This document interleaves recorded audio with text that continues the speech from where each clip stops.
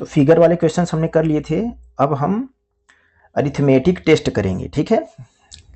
तो पहला क्वेश्चन है 41, in the given figure which of the following angles are greater than right angle. इसमें figure में कौन कौन से एंगल 90 से ज़्यादा हैं। ग्रेटर देन राइट एंगल मतलब कि 90 डिग्री से ज़्यादा है। 90 डिग्री होता है ऐसा, अगर 90 से ज़्यादा रहेगा तो चित्र कैसा बनेगा, ऐसा। तो तुमको लग रहा है कि देखो ये तो छोटा है, क्योंकि अगर ऐसे करेंगे तब जाके 90 बनेगा, तो ये नहीं होने वाला है। ये बड़ा है, ये होगा, ये बड़ा है, ये होगा, ये बड़ा है, ये होगा, ये बड़ा है, ये होगा, और ये तो 90 है ही, तो ये भी नहीं होगा। तो ग्रेटर देन 90 बोला है, तो कौन से ऑप्शन होंगे, 2, 3, 4, 5। नेक्स्ट क्वेश्चन आएंगे, द बार ग्राफ है, so the number of cards sold. ठीक है, कितने कार्ड्स बेचे गए, ठीक है, हमको ये बताना है। जनवरी महीने में कितने कार्ड बेचे गए हैं, 20,000, फरवरी में 30,000, मार्च में 10,000, अप्रैल में उसके सामने ऐसे लगा हुआ देखो ना डॉट, 25,000, और मई में 15,000। तो from the given bar graph total number of, यहाँ पे कार्ड्स लिख दिया, वहाँ कार्ड्स लिख दिया, तो मान लो कार्ड्स ही मानते हैं। Cards sold in the month of January, January, March and May में कितने कार्ड बेचे गए, तो जनवरी में कितने बेचे गए हैं, 20,000 लिख लो। फिर जनवरी के बाद मार्च, मार्च में कितना है, 10,000। फिर मई में कितना है, मई में है 15,000।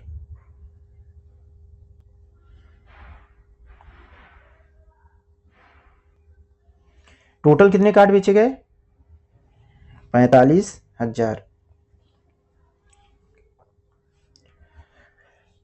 Question number 43, measure of the angle between the directions north east and south east.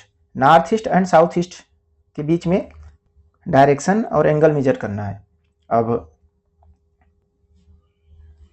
अगर हम बात करें तो बेटा ये होता है ईस्ट, इसके अपोजिट में होता है वेस्ट, ऊपर नॉर्थ, नीचे साउथ। अब अगर हम नॉर्थ ईस्ट की बात करेंगे तो ना तो पूरा नॉर्थ में ना तो पूरा ईस्ट में, ये नॉर्थ ईस्ट का दायरा है, तो बीचों बीच अगर जाएंगे तो ये हो गया नॉर्थ ईस्ट, मतलब आधा नॉर्थ में आधा ईस्ट में, तो 45 डिग्री यहाँ पर और 45 डिग्री यहाँ पे, टोटल होता है 90 डिग्री। और साउथ ईस्ट की बात करेंगे तो साउथ यहाँ है और ईस्ट यहाँ है, तो इनके बीचों बीच तो 45 डिग्री ये भी बनेगा और 45 डिग्री ये भी बनेगा, और ये पूरा कंप्लीट स्ट्रेट लाइन कितना होता है, 180 डिग्री का। तो इनके बीच में एंगल कितना है, 45 + 45 कितना हो जाएगा बेटा, 90 degree. The breadth of a floor of a room is 9 metre.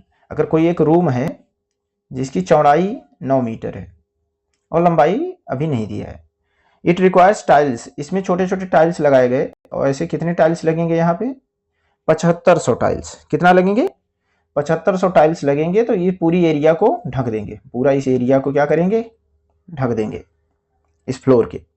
तो मतलब जो टाइल की एरिया है वही रूम की भी एरिया है, सारे 7500 टाइल्स की जो एरिया है वही रूम की एरिया है। एक टाइल्स की एरिया कितनी है, तो कहेंगे 15 सेंटीमीटर इंटू 12 सेंटीमीटर। अब एरिया कैसे निकालते हैं, एरिया इक्वल होता है लेंथ इंटू ब्रेड्थ, एरिया लंबाई और चौड़ाई का गुणा करके निकालते हैं। अगर हमको एरिया दे दिया है, ठीक है, और लंबाई दे दिया है, चौड़ाई अगर हमें पता करना होगा तो हम कहेंगे कि एरिया दिया है ना, एरिया को लंबाई से भाग कर देंगे तो हमको चौड़ाई मिल जाएगा, और एरिया को अगर हम चौड़ाई से अगर भाग कर देंगे तो हमें क्या मिल जाएगा, लंबाई। ठीक है, जो नहीं दिया है उसको उससे, ठीक है, उसको पता करने के लिए जो दिया है उससे भाग कर दो, एरिया अगर दिया हुआ है तो एरिया हम निकाल सकते हैं 7500 टाइल्स का, तो 7500 का गुणा कर देना। एक टाइल की एरिया है 15 × 12, 15 × 12, और 7500 टाइल्स, तो 7500 से गुणा कर दो। जैसे एक सामान अगर 15 रुपए का, 2 सामान तो 2 का गुणा करते हैं, 3 सामान का दाम तो 3 का गुणा करते हैं, तो 7500 टाइल्स तो 7500 का गुणा कर देंगे। तो ये जो हो जाएगा, ये एरिया हो जाएगा रूम का। अब तुम्हें एक बात और पता होनी चाहिए कि 1 मीटर में कितना सेंटीमीटर होता है, 100 सेंटीमीटर होता है।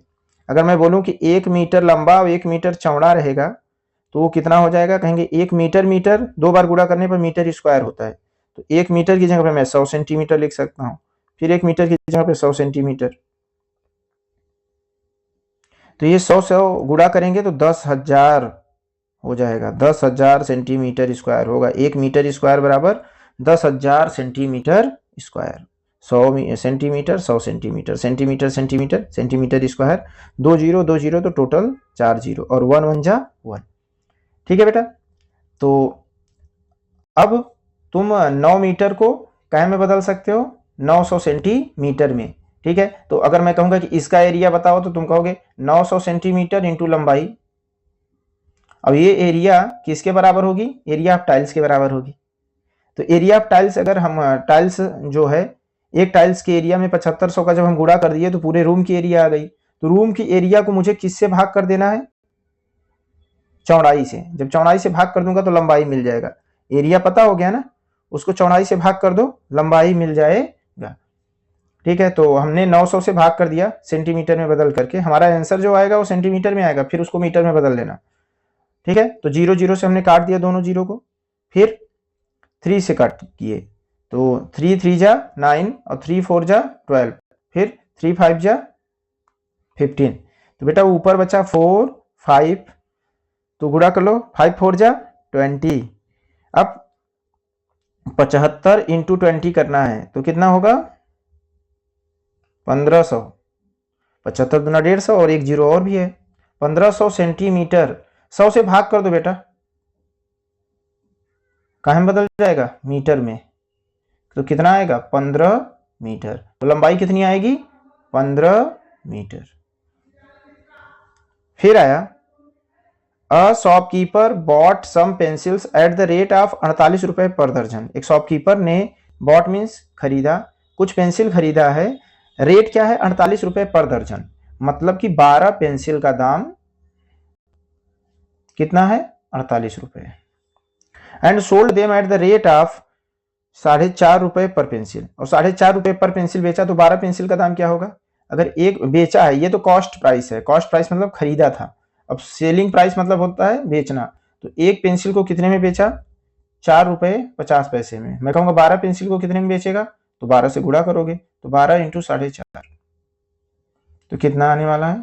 0 12 पंचे 60, 6 गहरी 12 चौक 48 और 6 54, 2 प्लेस पे दशमलव लगा दो। मतलब 54 रुपए में बेच दिया। 48 रुपए में खरीदा बेटा और 12 पेंसिल को कितने में बेच दिया? 54 रुपए में। प्रॉफिट हुआ है ना? कितने का प्रॉफिट हुआ है? 54 माइनस 48, 14 में से 8 गए 6, 6 रुपए का हमें क्या हुआ है? प्रॉफिट हुआ है।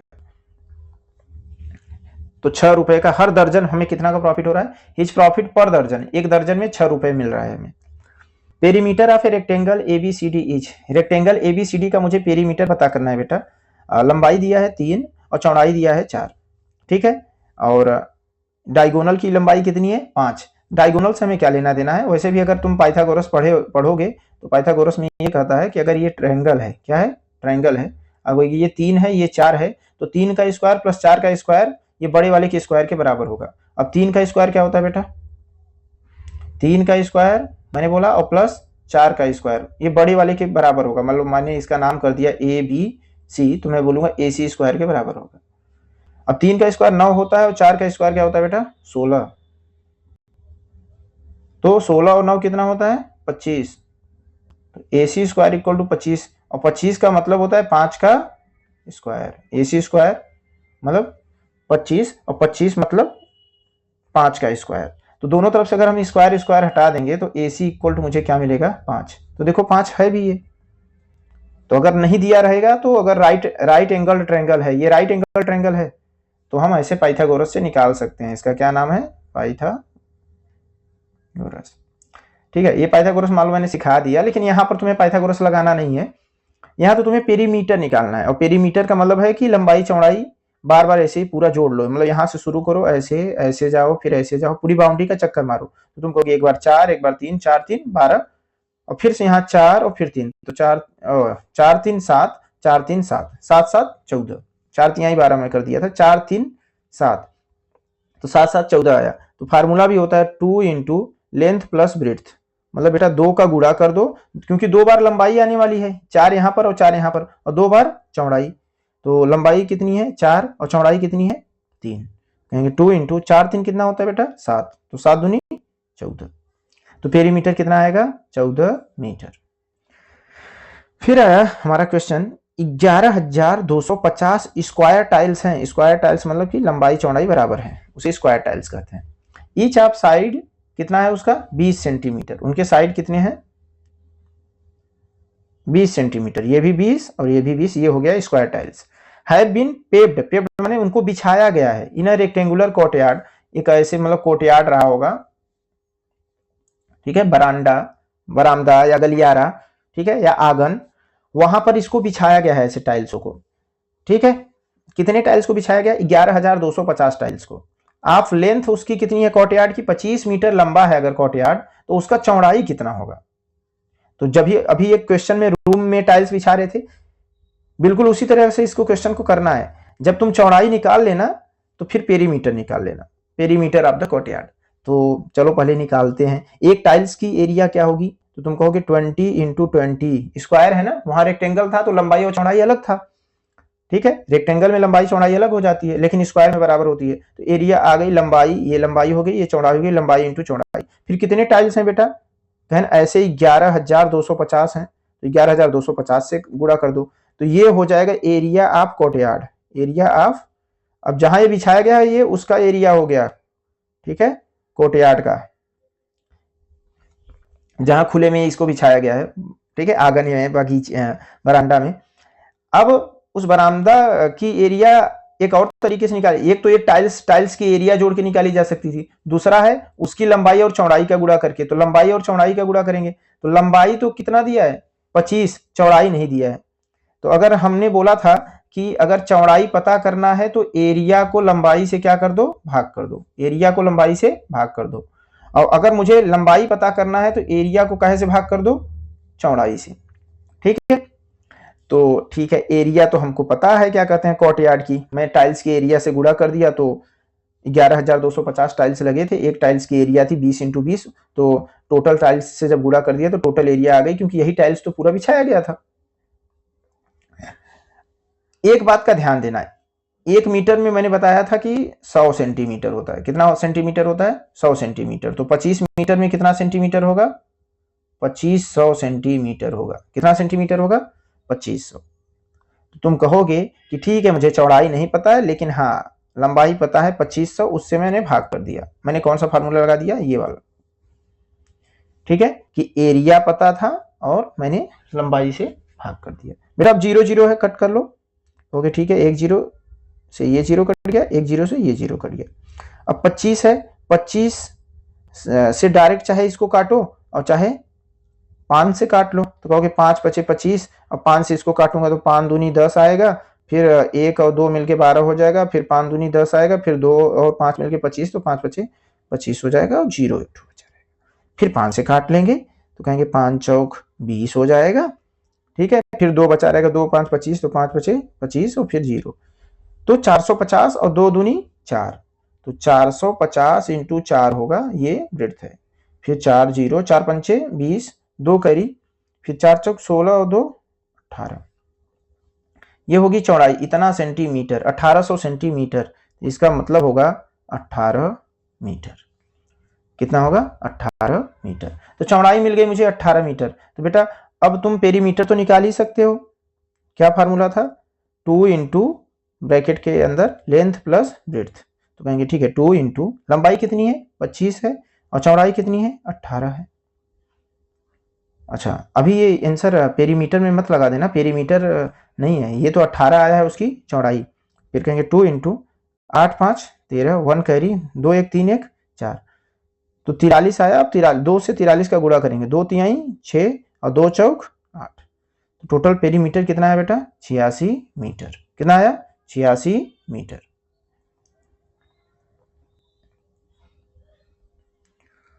फिर क्वेश्चन नंबर 48 है कि एक शॉपकीपर है जिसको गेंड मतलब कमा रहा है 3/5 ऑफ इट्स कॉस्ट प्राइस, जो भी कॉस्ट प्राइस था उसका 3/5। जैसे कभी कभी हम लोग बोलते हैं ना कि इसका क्या कहते हैं 1/3 कर दो, 2/3 कर दो, ठीक है। तो ऐसे ही अगर कोई भी सामान उसने खरीदा है तो उसका क्या कहते हैं 5 हिस्सा कर दो। नीचे वाला क्या बताता है कितना हिस्सा तुमने किया है, उसमें से 3 हिस्से के बराबर उसका क्या कहते हैं, उसको प्रॉफिट हो रहा है कॉस्ट प्राइस का।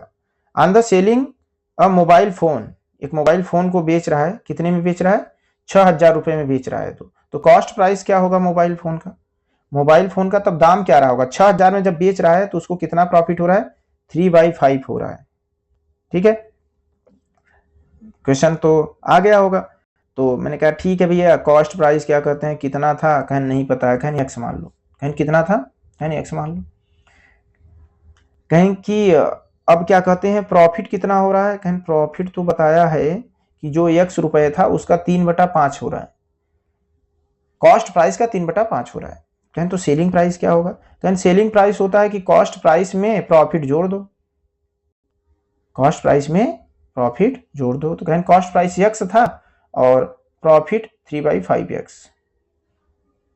तो अगर दोनों को जोड़ते हैं तो 5 1 जा 5, 5x + 3x 8x/5, ये आ गया हमारा सेलिंग प्राइस। क्या आ गया सेलिंग प्राइस। ठीक, तो अब हमने सेलिंग प्राइस अभी क्या बताया था कि हमने कितने में बेच दिया सामान को 6000 में, कितने में बेच दिया 6000 में, मतलब मेरा 8x/5 कितने के बराबर है 6000 के बराबर है। तो बेटा x की वैल्यू कैसे आएगी, 5 को जब हम इस तरफ भेजते हैं तो जो यहाँ भाग में होता है वो गुणा में चला जाता है, मतलब उल्टा होके जाता है। जैसे यहाँ पर देखो जो यहाँ नीचे है वो ऊपर जाके हो चला जाएगा और जो ऊपर था वो कहाँ आ जाएगा नीचे, जस्ट उल्टा। ठीक है, जब कोई यहाँ गुणा से होता है तो ऊपर जाता है, वहां वो जो भाग में है वो गुणा में चला जाएगा और जो गुणा में है वो भाग में। अब काटो इसको, कट रहा है तो कहें ठीक है कट करते हैं, 8 से हम कट करेंगे इसको तो 8 सते 56, बेटा 4 बचेगा, 4 0 40 होता है तो 8 पंचे 40, फिर 0, 750 × 5, 5 से 0 करेंगे 0, 5 जा 25 तो 2 कैरी, फिर 5 7 जा 35, 35 और 2 37, तो कितना आएगा 3750। तो यक्स ही तो माने थे कॉस्ट प्राइस को, तो 3750 रुपए आया कॉस्ट प्राइस। ये बेटा ये यक्स मान के किया जाता है, ये तुम्हें लीनियर इक्वेशन में पढ़ाया जाएगा। ठीक है, जब लीनियर इक्वेशन वहां पढ़ाया जाता है तो वहां पे यक्स मान के ये सवालें की जाती हैं। ठीक है, अलजेब्रिक एक्सप्रेशन में भी यक्स और वाई मानना, वेरिएबल को कांस्टेंट को जोड़ना सिखाया जाता है। यक्स हमारा जो होता है वो वेरिएबल होता है, इसकी वैल्यू फिक्स नहीं होती है, क्वेश्चन के हिसाब से अलग अलग आती है। मतलब ये मत सोच लेना कि यक्स की वैल्यू हर बार 3750 आएगी, ये अलग अलग आएगी जैसा कंडीशन रहेगा।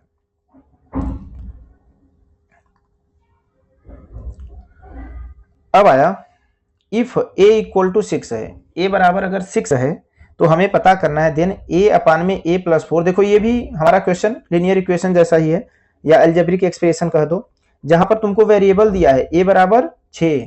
ठीक है, अब अगर हमको कुछ यहाँ लिख के कुछ दे दिया होता और कहता a की वैल्यू निकालो तो हम a की वैल्यू निकालते, लेकिन इसने बोल दिया कि नहीं भैया a की वैल्यू नहीं निकालनी है, a की वैल्यू मैंने दे दिया है, अब इसका वैल्यू बताओ, इस अलजेब्रिक एक्सप्रेशन का वैल्यू बताओ।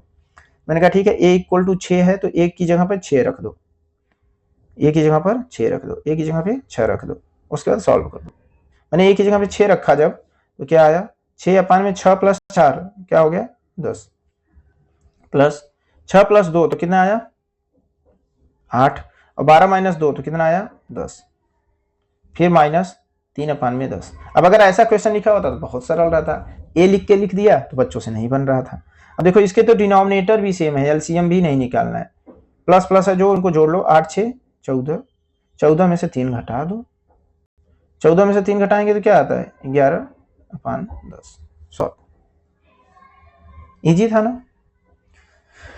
फिर है द नंबर ऑफ बॉटल्स। ठीक है, अब इस तरह के क्वेश्चंस तुम दे सकते हो कि a की वैल्यू अगली बार 4 लिख देना, या a की वैल्यू अगली बार कुछ और लिख के, इस तरह से तुम बहुत सारे क्वेश्चन सॉल्व कर सकते हो। The number of bottles each of capacity, capacity कितनी है 245 ml, एक बॉटल की कैपेसिटी है 245 ml, and which can be filled from a can containing 14.7 litre of oil. और बड़ा सा कंटेनर है उसमें तेल कितना है 14.7, और इसी कंटेनर से इसको भरना है। तो बोल रहा है कि ऐसे कितने कंटेनर भरे जाएंगे। The number of bottles each of capacity 245 ml and which can be filled from a can containing 14.7 litre of oil each. तो कितने क्या कहते हैं बॉटल्स लगेंगे 14.7 लीटर को भरने के लिए। ऐसे समझ लो ये बड़ा सा कंडाल है और ये छोटे छोटे बॉटल्स हैं, वो छोटे छोटे बॉटल्स हैं जिनको भरना है, छोटे छोटे, ये छोटे छोटे बॉटल्स हैं उनको भरना है। कहेंगे ठीक है भरते हैं। तो इसकी कैपेसिटी कितनी है 14.7 लीटर है। तो ml में कितना होगा बेटा, 1 लीटर बराबर कितना ml होता है पता है, 1000 ml होता है। ये बातें याद रखना। तो 14.7 लीटर है ना, अभी ml में बदलने के लिए 1000 से गुणा कर दो। क्या कर दो, 1000 से गुणा। तो कहोगे 14.7 इंटू जब 1000 करूंगा तो ये ml में बदल जाएगा। जब 1000 से गुणा करूंगा ना बेटा, ये 3 प्लेस पीछे चला जाएगा, मतलब हो जाएगा 14,700। 3 प्लेस पीछे जाएगा, एक तो 7 और बाकी 2 जीरो, और 2 जीरो अपने से लगा सकते हो। तो 14,700 ml हो जाएगा। ठीक है, अब 14.7 था तो 14,700 ml हो जाएगा। अब 14,700 ml टोटल है इसमें, और इस बॉटल से भर रहे हैं। तो अगर मुझे पूछा जाए कि कितने बॉटल लगेंगे तो क्या करना पड़ेगा, भाग करना पड़ेगा। तो 14,700 को हम क्या कहते हैं 245 से भाग कर देंगे। क्या कर देंगे, 245 से भाग कर देंगे। बिल्कुल ऐसे समझो कि अगर तुम्हारे पास 150 रुपए रहते, मैं कहता 150 रुपए टोटल था, और एक लड़के को तुम 50 रुपए दोगे। एक लड़के को कितना दोगे, तो कितने लड़कों को पैसे दे सकते हो। तो तुम कहोगे कि 150 रुपए है, मैं 50 से भाग करूंगा और पता चल जाएगा 3। ये तो मान लो तुम मुझे बता सकते थे। मैं तुमसे कहता कि ठीक है मैंने 2500 दिया है, अब कितने बच्चे आएंगे, तो 2500 से 50 से भाग करता, फिर कहता 5 5 25, कहते अब 50 बच्चों को मैं दे सकता हूं। तो ऐसे ही एक बॉटल को मैं कितना दे रहा हूं, 245 ml दे रहा हूं। मेरे पास है कितना 14,700 ml। तो ऐसे कितने बॉटल भरे जा सकते हैं, अब भाग करने के बाद पता चलेगा। चलो 5 से काट सकते हैं इसको, 5 से काटेंगे तो आएगा 5 चौक 20, और फिर 5 9 जा 45। 5 से ऊपर वाले को काटेंगे, 5 दूनी 10, फिर 5 9 45, फिर 2 बचेगा, 2 जीरो 20, 5 चौक 20, फिर 0। अब तुमको 49 आ गया। 49 7 से कटता है, चेक करो क्या पता ऊपर वाला भी 7 से कटेगा। तो 7 7 49, और ऊपर वाले को काटे तो 7 चौक 28, एक बच जाएगा, 29 था ना, एक बच जाएगा, 1 और 4 14, तो 7 दूनी 14, और फिर 0। फिर देखिए कि 7 से कट रहा है, 7 1 जा 7, और 7 6 42, तो आया 60। इसका मतलब यह है कि बेटा तुम 245 ऐसे लिख के ना 14,700 को भी भाग करते ना, तो आता कितना, 60 ही आता। कितना आता, 60 ही। ठीक है, 245 से जब भाग करके तुम चेक करोगे तो 60 ही आएगा। ठीक है, क्योंकि 245 छक्के जानते हो क्या होगा, 1470। कर लो, 245 को 6 से गुणा करो, 6 पंचे 30, 3 कैरी, 6 चौक 24 और 3 27, आया 2 कैरी, फिर 6 दूनी 12, 12 2 14, आया ना 1470। तो 245 से जब 6 बार में कट जाता तो बचा 0, तो 6 और 0 मिलकर 60 हो जाता। 127 घंटे हैं, इक्विवेलेंट माने बराबर। 127 घंटा, जैसे मैं 1 घंटा बोलूं या बोलूं 60 मिनट, एक ही बात है। मैं आधा घंटा बोलूं या 30 मिनट बोलूं, एक ही बात है। तो 127 घंटे हैं, वो किसके बराबर होंगे, कई दिन कई घंटा के बराबर होंगे। अच्छा ये बताओ, एक दिन में कई घंटा होता है, एक दिन में, वन डे में 24 घंटे होते हैं, 24 आवर। ठीक है, तो मैं कहूंगा ठीक है, 24 के 24, 24 दूना 48, 24 तीन 72, 24 चौका 96, 24 पंचे 120। 5 दिन निकल जाएंगे तो 120 घंटा निकल जाएगा, बचेगा 7 घंटा। मतलब कि 5 दिन 7 घंटा, 5 दिन 7 घंटा। मतलब 127 को तुम 24 से भाग करो। ठीक है, चलो ऐसे भाग कर दो। जब बोलोगे 24 पंचे 120, बचा 7। बेटा ये 5 पूरा दिन निकल गया, ये जो रिमाइंडर बचा है ना शेषफल, ये बता रहा है 7 घंटे। 7 घंटे बच गए, तो 5 दिन 7 घंटे के बराबर होगा। ये तो फ्रैक्शन का जोड़ है, तो फ्रैक्शन का जोड़ तो आना चाहिए। एलसीएम लोगे 13 26 39 का, तो क्या आएगा, 13 26 और 39 का एलसीएम लोगे, क्या आएगा। तुम एक बार अगर तुम 2 से कट करोगे तो ये तो 13 ही रहेगा, ये 13 हो जाएगा, 13 दूना 26, ये 39 ही रहेगा। अब इस बार किससे कट करोगे, 3 से, ये भी 13, ये भी 13 और 13 तिया 39। अब 13 से कट कर दोगे तो क्या आया, 2 तिहाई 6, 13 छक 78 बेटा 78 आया है। तो डिनोमिनेटर अब सबको 78 बनाना है। इसके लिए क्या करेंगे, अब इसमें हम 6 का गुणा करेंगे, 13 छक 78। 26 में 3 का गुणा करेंगे, 26 तिहाई 78। 39 में 2 का गुणा करेंगे, 39 दूना 78। अब इसका गुणा करके जोड़ लो, इसका गुणा करके जोड़ लो तो कहोगे 8 छंग 48 या 6 8 48 हासिल 4, 6 चौक 24 और 4 28 हासिल 2, फिर 6 दूनी 12 2 14। तो इनका गुणा करने में 1488 है, प्लस 3 8 24 2 कैरी, 3 6 18 2 20 2 कैरी, 3 एकम 3 2 5 प्लस 2 तिहाई 6, 2 एकम 2 और 2 पंचे 10।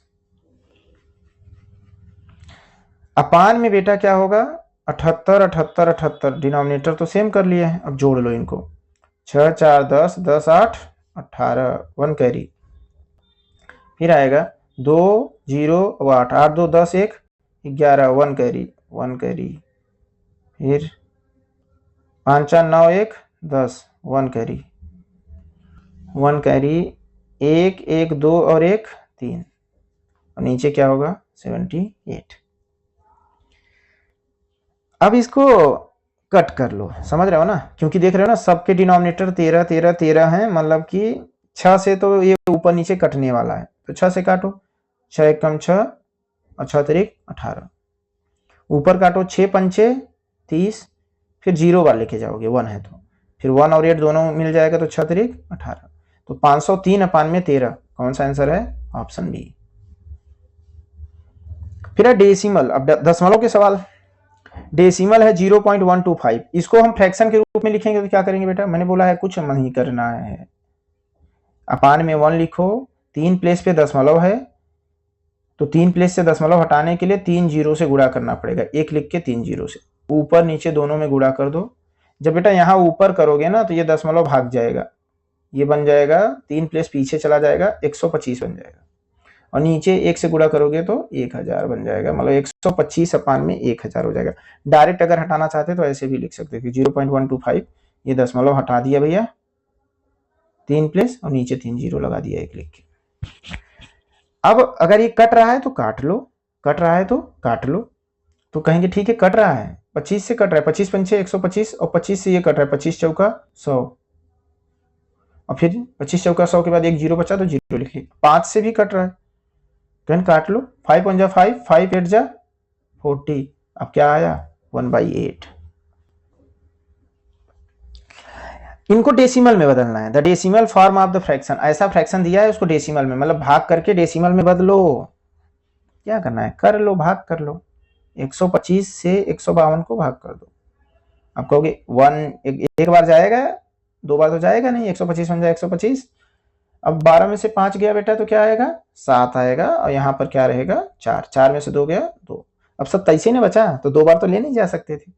अब दशमलव लगाओगे तो दशमलव में चेंज होगा, तो ये जीरो लग जाएगा यहाँ पे। अब 125 दूना क्या होगा 250, ठीक है, गुणा करके तुम लोग निकाल लेना 125 दूना, फिर जीरो, 7 में से 5 गया बेटा तो 2 घटाते हैं ना, अब फिर जीरो मिल जाएगा भाग करने के बाद। अब क्या करेंगे, कितनी बार लेके जाएंगे, एक बार लेके जाएंगे, कितनी बार 125 बन जा 125, फिर 10 में से 5 गया बेटा 5, उसका 9, 9 में से 2 गया 7, यहां से तो 1 1 1 जीरो, अब फिर जीरो मिल जाएगा, फिर से जीरो मिल जाएगा।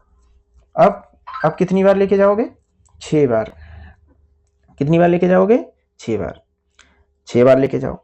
125 छक्का क्या होगा बेटा, गुणा करके देख लो, 6 पंचे 30, अगर टेबल नहीं आता गुणा करो, 6 पंचे 30, 3 कैरी, 6 दूनी 12 3 15, 1 कैरी, 6 एकम 6 1 7, आया ना 750, तो 6 बार में हो जाएगा 750, तो काट लो, आ गया 1.216, 1.216।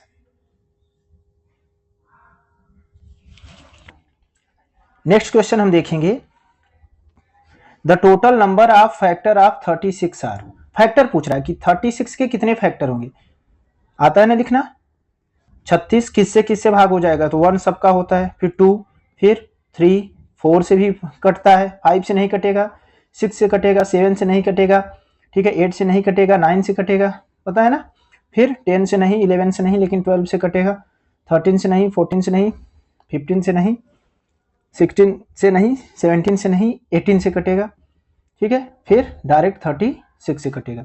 तो 1 2 3 4 5 6 7 8 9, टोटल कितने फैक्टर होते हैं, 9, ठीक है। तो फैक्टर पूछ लेगा, फैक्टर तो सबको आना चाहिए। फिर आया the product of two number, दो नंबर को गुणा करने पर आ रहा है 384, and if on the number is 16 then the other number, दो नंबर का गुणा कर रहे हैं बेटा तो 16 आ रहा है। दूसरा नंबर अगर तुमसे पूछा जाए ना अदर नंबर, तो डायरेक्ट क्या करना है, दो नंबर का जो प्रोडक्ट है उसको पहले वाले नंबर से भाग कर दो, दूसरा वाला नंबर पता चल जाएगा। 16 दूना 32, तो 6 बचेगा, 6 और 4 64, 16 चौका 64, तो दूसरा नंबर 24 आएगा।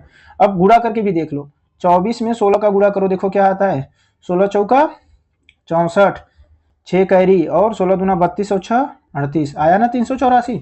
मतलब कि अगर हम लीनियर इक्वेशन के टर्म में बताते तो मैं कहता 16 और दूसरा नंबर नहीं पता है एक्स, इनका गुणा करने पर क्या आया 384। तो बेटा जब मुझे एक्स निकालना रहेगा तो 384 को मैं, ये जो 16 यहाँ गुणा में है ना, यहाँ ऊपर है, यहाँ नीचे आ जाएगा भाग में, और 16 से हम इसको काटेंगे, 24 बार में कट जाएगा, जो दूसरा नंबर एक्स है वो क्या है 24 है, ठीक है। आ गया 3.5 plus 3.05 plus 3.005 plus 4 into 3.05 is equal to, ठीक है। तो तुमसे ये पूछ रहा है, इसको जोड़ना है तुम्हें, लिख लेना, जैसे लिखते हैं 3.5, चाहो तो 0 बढ़ा लो, ठीक है, 3 प्लेस तक, उसके बाद 3.05, इसके पीछे भी 0 बढ़ा लो, हाँ, उसके बाद 3.005, और इनका गुणा करके निकाल लो कितना आएगा, 4 5 जा 20, तो 0 2 कैरी, फिर 4 0 से गुणा करेंगे 2, और फिर 4 3 जा 12। बेटा 2 प्लेस पे दशमलव लगा था तो 2 प्लेस पे दशमलव लगा लेंगे, अब लिख लेंगे 112.20, फिर 0 और पीछे लगा सकते हो, कोई दिक्कत नहीं है, ठीक है। 5 आएगा, और यहाँ भी 5 आएगा, 5 2 7 आएगा, दशमलव 3 3 6 3 9 9 2 11, 1 कैरी 1 1 2। तो दशमलव का जोड़ आता है ना तुम लोगों को, दशमलव का जोड़ दशमलव का गुणा, तो देखो ये एक क्वेश्चन दशमलव के जोड़ और गुणा पर आ गया, ठीक है, कि ये जोड़ जोड़ जोड़ दे दिया। हाँ, इनके अगर क्या करते हैं, दशमलव के बाद संख्या नहीं है तो 0 बढ़ा सकते हो, 0 बढ़ा सकते हो, उसमें कमी मत करना। फिर हम देखते हैं नेक्स्ट क्वेश्चन। नेक्स्ट क्वेश्चन है बेटा, द फ्रैक्शन इक्वल टू, ये है 12.0625, ये अगर हम फ्रैक्शन में बदलेंगे तो कितना आएगा, तो मैंने तुम्हें बताया था कि कुछ नहीं करना होता है, लिख लो 12.0625 और अपान में 1 लिख लो, फिर कितना प्लेस पे दशमलव बेटा, 2 2 4 प्लेस पे, तो बेटा 4 प्लेस पे तो 1 लिख के 4 0 से गुणा कर दो, मतलब कि 10,000 से गुणा कर दो। जब ये करोगे तो ये दशमलव उड़ के यहाँ आ जाएगा, जब गुणा हो जाएगा तो मतलब बन जाएगा 12.0625 अपान में, अब बेटा ये कट रहा है तो काटना तो पड़ेगा ही, ठीक है, तो काटना चालू कर दो, ठीक, काटे, 25 से काट लो, 25 चौका 100, ये इतना खत्म हो गया, उसको 2 0 बचा है, 2 0 उतार लो, 25 से ऊपर काटो, 25 चौका 100 करोगे तो 20 बचेगा, तो 20 और फिर 6 उतरेगा, 206 हो जाएगा, तो फिर 25 अट्ठे 200 हो जाएगा, फिर 6 बचेगा, 6 2 62 हो जाएगा, तो 25 दूना 50 हो जाएगा, फिर 12 बचेगा, तो 12 और फिर 5 मिलके 125 हो जाएगा, तो 25 पंचे 125। कहन अभी भी कट रहा है, कहन किससे कट रहा है, कहन 25 से भी कट रहा है, कहन 25 बन जाओ 25, तो 40 में से 25 घटाओगे बेटा तो 15 बचेगा, 15 जीरो मिलके 150 हो जाएगा ना, बगल में उतारते हैं 15 और फिर जीरो मिलके, मैं ऐसे कह रहा हूँ, जोड़ मत देना 15 जीरो का मतलब, तो 150, तो 25 छक्का 150, तो 16 बार में कट जाएगा। अब 25 को इसको काटेंगे तो 25 एक कम 25, 48 में से 25 घटाएंगे बेटा ना, तो कितना आएगा 23 आएगा, और उसके बगल में 2 मिल जाएगा तो 232 हो जाएगा, तो फिर 25 नवैया 9 बार जाएगा, 25 नवैया होता है 225, और जब इससे घटाएंगे तो 7 आएगा, तो 7 और 5 75, तो 25 तिहाई 75, तो 193 अपान में 16 आ रहा है, कौन सा आंसर होगा बेटा, ऑप्शन सी। निकाल लेंगे। The difference between the greatest and the smallest 5 digit number formed using 2190 and 4। बेटा 2 1 9 0 और 4 लिख के इसका इस्तेमाल करके 5 अंकों की बड़ी संख्या लिखो, ग्रेटेस्ट लिखो एंड स्मॉलेस्ट लिखो। जब बेटा ग्रेटेस्ट लिखने की बात करेंगे तो पहले बड़े अंक से शुरू करेंगे, 9 से, उसके बाद 4 से, फिर उसके बाद 2, फिर 1 और लास्ट में 0। अब ये बनी बड़ी संख्या। जब मैं तुमसे स्मॉलेस्ट संख्या बोलूंगा ना, स्मॉलेस्ट में 0 को आगे मत लगाना, पहले 0 के बाद कौन छोटी संख्या है, तो कहें 0 के बाद जो छोटी है वो 1 है, ठीक है। 0 तो सबसे छोटी है, लेकिन 0 को आगे लिख दोगे तो कोई मैटर नहीं करेगा ना। अब 1 के बाद तुम 0 लिखो, 1 के बाद 0 लिखो, उसके बाद छोटी संख्या कौन है, कहें 2 है, कहें फिर उसके बाद कौन छोटी, उससे बड़ी कौन है, उससे बड़ी 4 है, और सबसे लास्ट में सबसे बड़ी संख्या को लिखो, ठीक है। सबसे लास्ट में सबसे बड़ी को, तो ये स्मॉलेस्ट बनेगा 10,249 और ग्रेटेस्ट बनेगा 49,210। अब बेटा 49,210 में से अंतर पूछ रहा है, डिफरेंस माने अंतर, ग्रेटेस्ट और स्मॉलेस्ट नंबर में अंतर पूछ रहा है, तो कहेंगे ठीक है। और अगर केवल ये संख्या ना दिया होता, इन डिजिट का ना दिया होता, अब बोलता ग्रेटेस्ट नंबर 5 अंकों की, तुम डायरेक्ट 999 5 बार लिख देते, स्मॉलेस्ट बोलता तो 1000 लिख देते। तो देखो यहाँ पर भी मैं 1 को पहले लिखता हूँ ना, उसके बाद 0 लिखता हूँ, आगे 0 नहीं लिख देता हूँ ना, और घटा लेता तो मैं ऐसे कहता 9 9 9 9 9 में से एक गया 8। लेकिन ये नहीं होगा, क्यों, क्योंकि यहाँ पर अंक दिया है, तो जो अंक दिया है उनसे हमें इस्तेमाल करके संख्या बनानी है। तो ये आ गया 94,210। फिर अगला हमारा क्या बना, 10249, 10,249। अब घटाओ इनको, कितना आ रहा है, 10 में से 9 गया 1, फिर यहाँ पर 0 हो जाएगा, तो 10 में से 4 गया 6, तो यहाँ फिर 1 हो जाएगी, 11 में से 2 गया 9, फिर यहाँ 3, ठीक है, और 9 में से 1 गया 8, तो 83,961 आया है ऑप्शन सी, 83,961। बेटा ये है बोडमास के क्वेश्चन है, बोडमास है ये ब्रैकेट। तो पहले बेटा इस ब्रैकेट के अंदर तुम्हें सॉल्व करना है, ठीक है। इसमें सबसे पहले भाग को किया जाता है, उसके बाद गुणा को किया जाता है, फिर जोड़ घटाना कर सकते हो।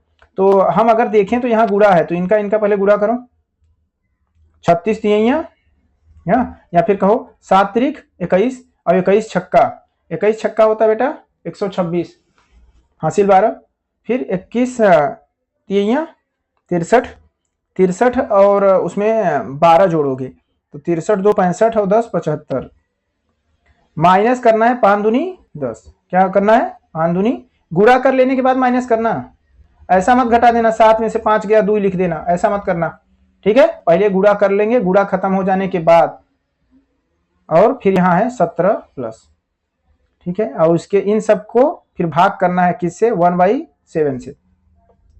तो बेटा 756 में से 10 घटाएंगे तो हो जाएगा 746 और उसमें 17 जोड़ लेना, ठीक है। तो यहाँ आगे 1/7 लिखे रहना अभी भी। अब कहोगे कि हम जोड़ रहे हैं तो 7 6 13, 1 कैरी, फिर 4 1 5 1 6 और फिर 763 आ जाएगा, ये 1/7 आगे। अब गुणा करो, ठीक है। अब 7 से बेटा गुणा तो 1/7 से गुणा कर रहे हैं, लेकिन 7 से तो मुझे भाग करना पड़ेगा, 7 1 जा 7, 7 1 जा 7, फिर 0 बार लेके जाएंगे, 7 9 जा 63, तो क्या आया 109 आया, क्या आया 109, ठीक है। तो ये देखो मैंने पहले इसका गुणा किया हूँ, 7 त्रिक 21, फिर 21 का 36 से गुणा किया हूँ तो 756 आया, 5 और 2 का गुणा किया 10 आया। अब तुम अगर चाहो तो इनको जोड़ भी सकते हो, इनको जोड़ने के बाद भी 10 घटा दोगे उसमें से तो आएगा वही, और चाहे 756 में से 10 घटा लेने के बाद 17 को जोड़ लेना, 763 आ जाएगा, 7 1 जा 7, फिर 0 बार जाएगा बेटा 6 है तो, फिर 6 0 बार जाने के बाद 3 उतर आएगा, तो 6 और 3 63 हो जाएगा, 7 9 जा 63 हो जाएगा, 109 आएगा। कोई ऐसा मत कर देना 7 1 जा 7, 7 9 जा 63 19 बार में काट देना, ऐसा नहीं होता है, ठीक है। तो बेटा ये 20 तो तुम्हारे मैथ्स के क्वेश्चन थे, ठीक है। और आगे जो क्वेश्चन है वो तुम्हारा है इंग्लिश से, किससे है, इंग्लिश से, जो कि तुमको इसी पैराग्राफ पैसेज को पढ़ के जवाब देना है। इस पैसेज से ही क्वेश्चंस पूछे जाएंगे, ठीक है, कि why do nomad move to a new place, nomad क्या कहते हैं नए प्लेस पर क्यों गया, ठीक है, नोमाद। फिर इसी से रिलेटेड सारे क्वेश्चंस हैं, पढ़ने पर आ जाएंगे। Which adjective can be describe the nomadic home, nomadic home को कौन सा एडजेक्टिव बताता है। एडजेक्टिव जानते हो ना क्या होता है, एडजेक्टिव होता है जो प्रोनाउन की, नाउन और प्रोनाउन की विशेषता को बतलाए। फिर the hierarchical classes structure is based on, फिर the guide nomad to take a particular direction, and what does the word beast means. फिर आया दूसरा पैसेज आएगा गार्बेज इज, ठीक है, गार्बेज पर आ जाएगा। फिर which of the following is synonyms, hazard का सिनोनिम्स क्या होगा, ठीक है, तो trash, junk. Which of the following material can not be recycle, कौन रिसाइकल नहीं हो सकता है, पेपर, ग्लास, प्लास्टिक, मेटल, क्या रिसाइकल नहीं हो सकता है, प्लास्टिक।